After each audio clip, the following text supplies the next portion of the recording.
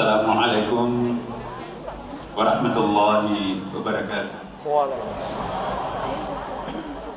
Alhamdulillahilladzi khalaqal insana min nafsin wahidah wa khalaqa minha zawjaha wa batha minhuma rijalan katsiran wa nisaa'a. Asyhadu an la ilaha illallah wa asyhadu anna Muhammadan abduhu wa rasuluh sahibul burhan. Allahumma salli wa sallim ala sayyidina wa habibina wa syafi'ina wa maulana wa atba'ina qurrata a'yunina Muhammadin sallallahu alaihi wasallam. Amma ba'd. Hadirin hadirat yang berbahagia dan sama-sama dicintai, dimuliakan, diberkahi Allah Subhanahu wa taala. Alhamdulillah,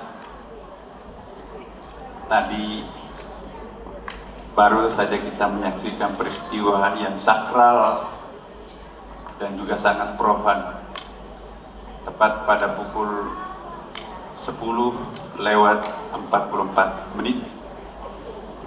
tanggal 20 Februari bertepatan dengan tanggal 18 Rajab yang bulan mulia juga, kita menyaksikan dalam tempo walaupun hanya 1 menit, tapi peristiwa yang sangat penting ini juga sesungguhnya terjadi 4 peristiwa yang sangat penting bersamaan. Pertama tentu saja peristiwa sakral, peristiwa teologis atau peristiwa keagamaan. Karena tadi itu ada ikrar mitakan galita, perjanjian suci. Kita mendeklarasikan sesuatu yang tadinya haram menjadi halal atas nama Allah Subhanahu wa taala. Karena itu yang hadir di sini jadi saksi bukan hanya kita, tapi para makhluk spiritual pun juga ikut hadir merayakan acara perkawinan suci ini. Seperti perkawinan Nabi Yuna Adam dan Hawa di surga. Perkawinan ini juga tadi kita menyaksikan peristiwa hukum sebetulnya.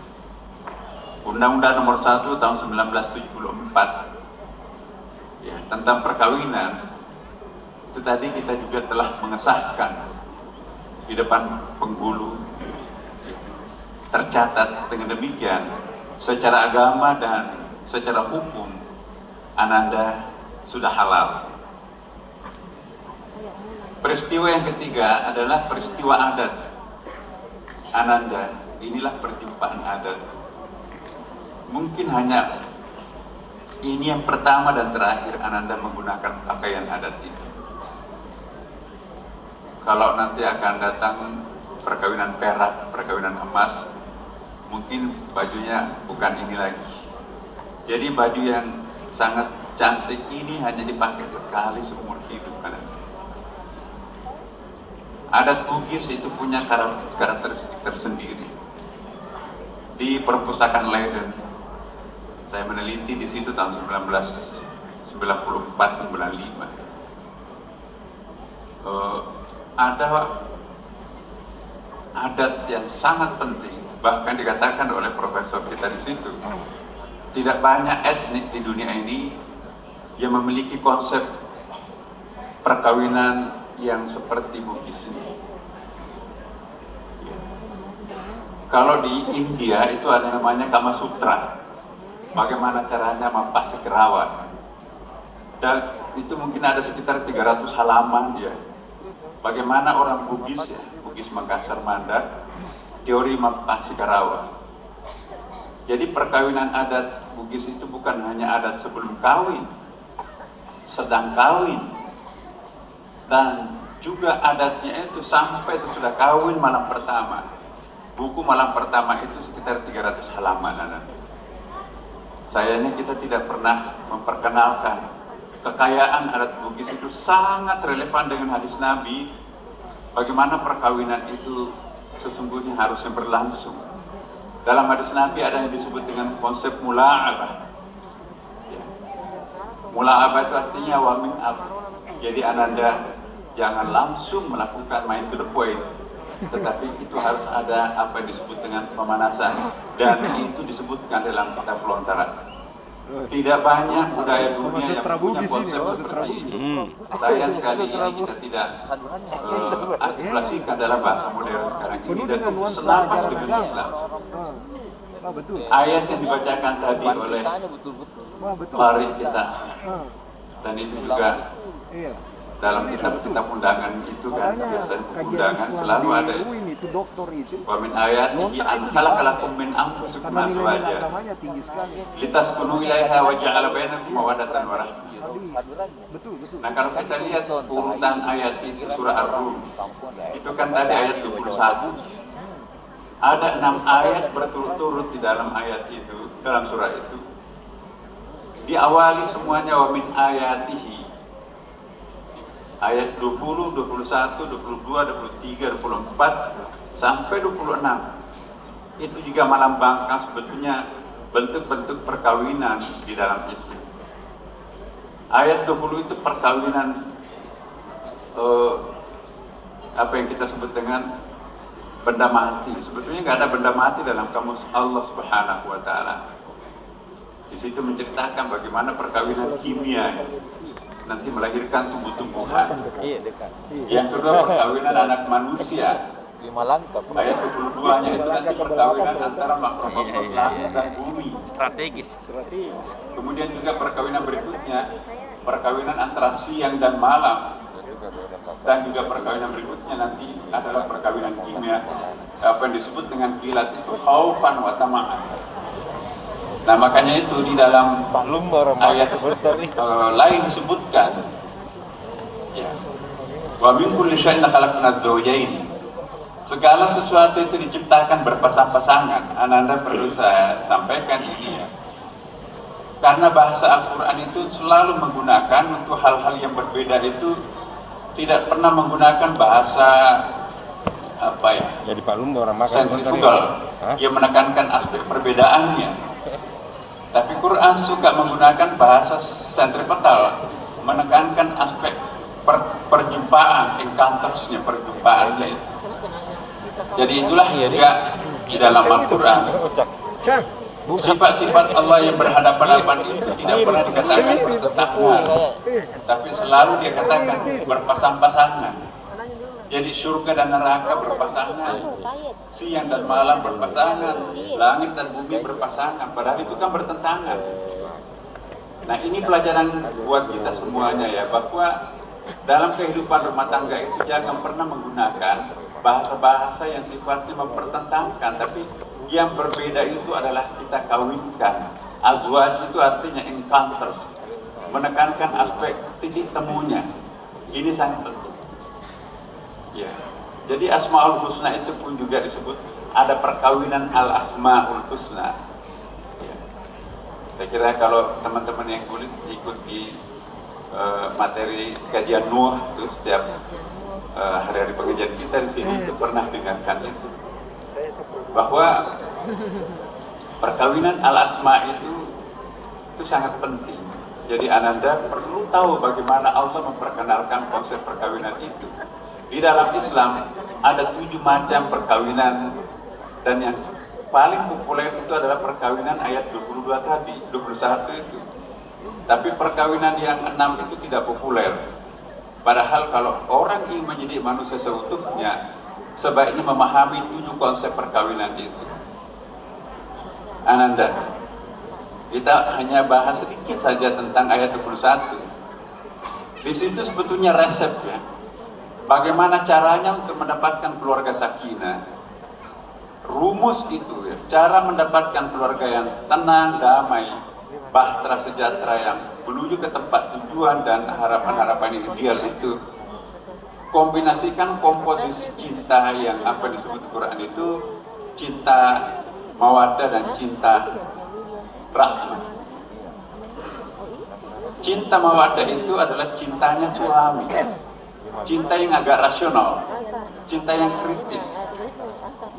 Sedangkan cinta rahmah itu cintanya seorang istri.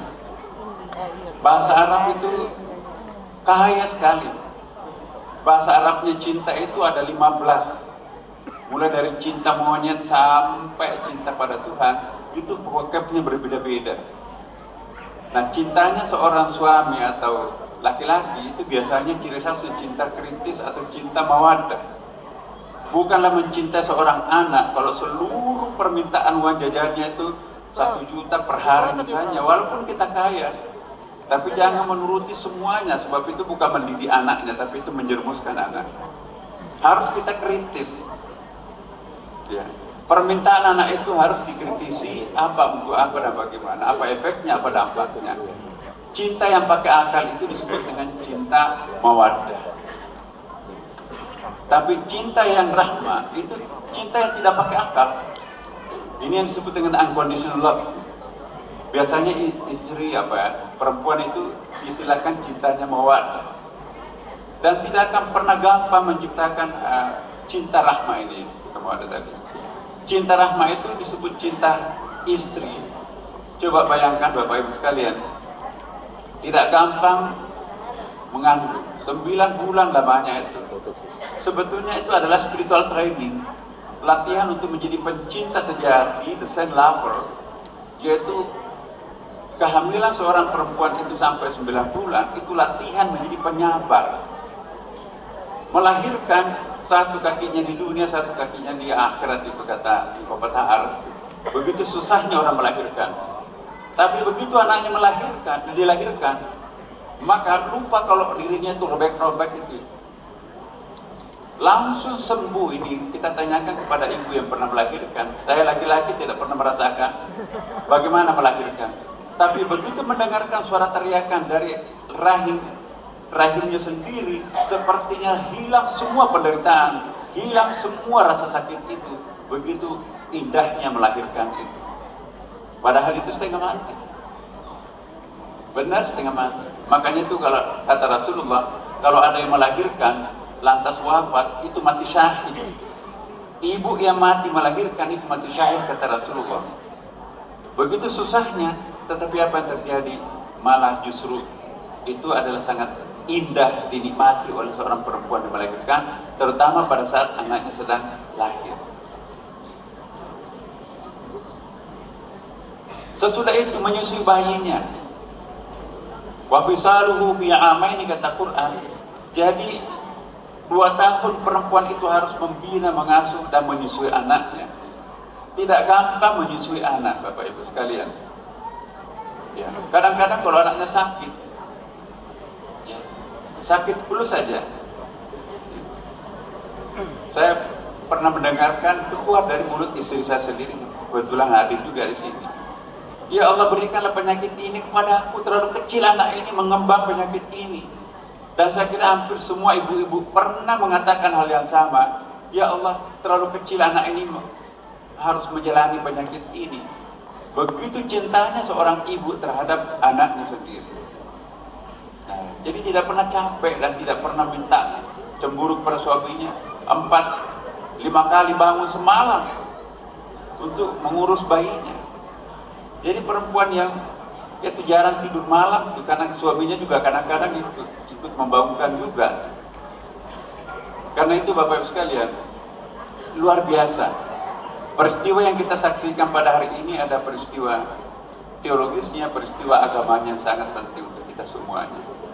Jadi Ananda, kalau ingin menciptakan rumah tangga yang sakinah, dan siapapun di antara kita di sini, rumusnya adalah kombinasikan antara cinta maskulin dan cinta feminin. Cinta maskulin itu adalah mawaddah dan cinta feminin itu adalah rahmah. Kalau perkawinan atau kalau rumah tangga itu dituntun oleh hanya rasio semata, itu mentok. Ada banyak hal yang tidak masuk akal dalam rumah tangga, terpaksa kita harus lakukan. Rapat penting di kantor, tapi istri sakit, anak sakit, orang tua sakit, udah. Uang bisa dicari, tetapi orang tua dan keluarga nggak mungkin, tak tergantikan. Maka itu berlaku cinta mawaddah atau rahmah di situ. Tapi juga jangan cinta rahmah melulu. Bercinta melulu sampai nggak memperhatikan karirnya, itu juga tidak bagus. Maka itu kombinasi yang bagus Kapan waktunya kita melibatkan cinta mawaddah dan kapan cinta rahmah? Orang yang sukses menjalani kehidupan seperti ini, itulah yang akan mempunyai keluarga sakinah. Bapak Ibu sekalian, terakhir saya ingin sampaikan, karena kami tidak perlu menyampaikan nasihat banyak kepada Ananda. Saya tahu genetik yang melahirkan Ananda berdua itu bukan orang sembarangan. Jadi genetiknya cerdas, pinter-pinter. Maka itu kita dianjurkan oleh Rasulullah, kalau ingin mencarikan calon untuk anaknya, carilah genetiknya yang bagus. Ananda berdua, Masya Allah. Tadi malam saya sudah jelaskan, tidak gampang Ananda memiliki kedua orang tua seperti itu. Ya. Maka itu pelajaran yang penting untuk harus kita pelajari Ananda. Belajarlah ketaatan, kedisiplinan terhadap bapaknya masing-masing. Bapak Ananda Rahmi, saya tahu apalagi Bapak Ananda ya, Ahmad Fauzan, manusia disiplin.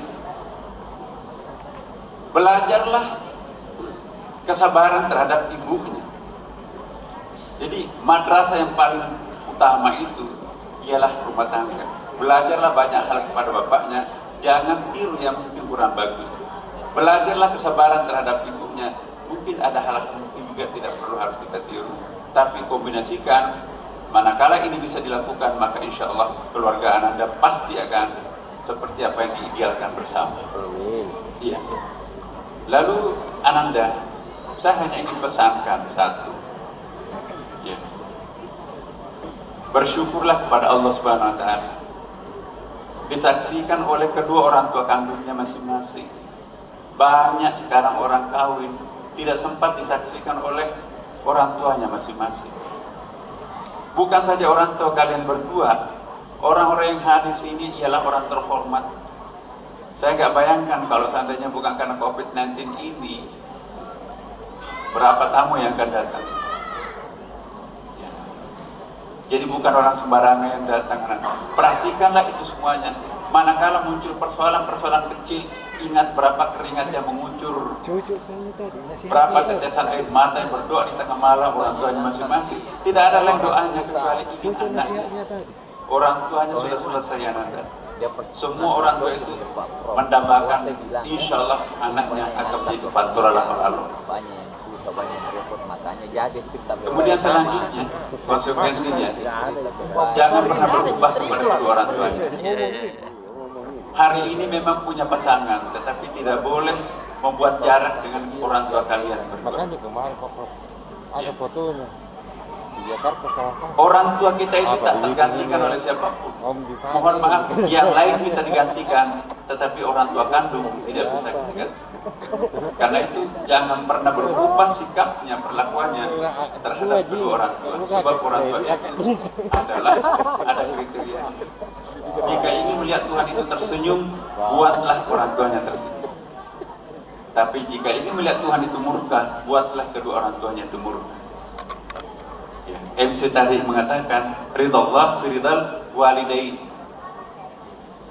Jika ingin melihat Tuhan itu gembira, buatlah kedua orang tuanya gembira. Hati-hati, Ananda, dalam surah Al-Isra disebutkan, ya, ada ayat yang panjang tadi malam saya baca juga. Wa bil walidayni ihsanan, tapi yang paling poin yang penting itu adalah wa qul lahuma qawlan karima. Gunakanlah bahasa yang sesantun mungkin terhadap kedua orang tuanya.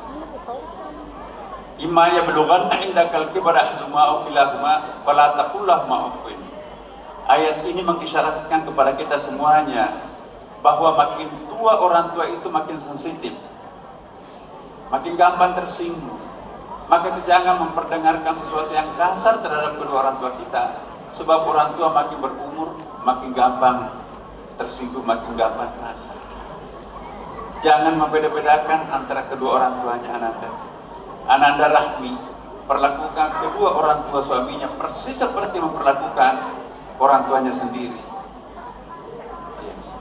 Ananda Fauzan sama juga, perlakukanlah kedua orang tua istrinya persis seperti memperlakukan orang tua kandungnya sendiri.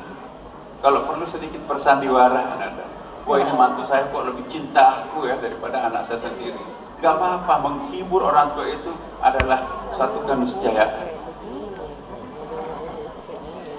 Dan Ananda berdua, ketahuilah, siapapun yang berumah tangga pasti pernah mengalami persoalan kecil sampai yang besar. Saya sering mengatakan di beberapa tempat, Ananda ya, sekecil apapun bahkan sampai sebesar apapun persoalan yang Ananda hadapi tentang rumah tangga, itu bukan hanya milik Anda sendiri. Semua orang dalam rumah tangga pasti pernah ada kerikil-kerikil yang harus dilewati. Tapi saya ingin nasihatkan Anda, sekecil apa sampai sebesar apapun, selesaikanlah persoalannya di atas sajadah. Sajadah itu dikatakan dalam satu syair ya, sajadah itu adalah kapling kecil datang lebih awal. Kapling kecil surga datang lebih awal menjemput kekasihnya. Barang siapa menyelesaikan persoalannya di atas sajadah, wa takunul jibalu kal'ihnil manfush, kata Quran, maka itu akan terangkat persoalan yang menggunung di pundaknya bagaikan kapas yang sangat ringan. Jadi jangan menyelesaikan persoalannya sendiri, Anda, itu berat buat kita. Mintalah kepada Allah Subhanahu wa taala yang Maha Kuasa untuk ikut campur menyelesaikan persoalan, sebab semua yang diintervensi oleh Allah maka itu akan selesai persoalan itu semuanya. Bahaya kalau kita tidak menyandarkan kepada Allah, yang kecil bisa membesar, dan bahkan yang persoalan besar itu dikecil-kecilkan juga tidak bisa, karena itu proporsional. Bapak Ibu sekalian, marilah kita ikut bersama-sama sekali lagi mendoakan anak kita yang sedang bersanding ini. Doa yang dipanjatkan oleh orang di atas 40 orang, insya Allah akan diijabah Allah Subhanahu wa taala. Karena itu mari kita luburkan niat kita. Ya, kita doakan anak-anak kita ini, insya Allah. Mudah-mudahan insya Allah seperti apa yang kita harapkan, akan menjalani kehidupan yang sangat-sangat bahagia dunia dan di akhirat. Kita awali doa kita dengan membaca Al-Quran surah Al-Fatihah. على هذه النية الفاتحة. أعوذ بالله من الشيطان الرجيم. بسم الله الرحمن الرحيم. الحمد لله رب العالمين الرحمن الرحيم مالك يوم الدين. إياك نعبد وإياك نستعين اهدنا الصراط المستقيم صراط الذين أنعمت عليهم غير المغضوب عليهم ولا الضالين آمين. Ya Allah, ya Tuhan kami, pasti Engkau juga Maha menyaksikan. Inilah kami, para hamba. Pagi hari ini kami bersimpu di hadapan untuk memohon agar anak kami yang sedang bersanding ini Engkau berkahi, Engkau ridai, dan Engkau berikan pertolongan. Ya Allah, ya Tuhan kami,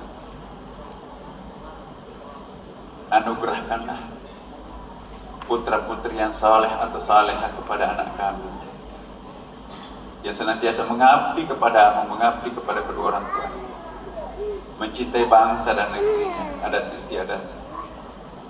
Ya Allah, ya Tuhan kami tahu anak kami masih memiliki banyak kekurangan, kelemahan. Maklum usianya juga masih belum seperti kami yang dewasa banget. Tapi kami juga yakin Engkau adalah Tuhan yang Maha Sempurna. Izinkanlah kami menitipkan anak kami kepadamu, ya Allah. Tutupilah seluruh kelemahan-kelemahan. Angkatlah martabat keduanya di sisimu, sehingga nanti akan menjadi orang-orang yang berbahagia di dunia dan di akhirat, menjadi idola bagi banyak masyarakat. Ya Allah, ya Tuhan kami pun juga yang hadir pada kesempatan ini, mohon sisa-sisa umur yang Engkau pinjamkan pada kami semuanya ini adalah tidak lagi tergelincir. Permanenkanlah kehidupan kami berjalan di atas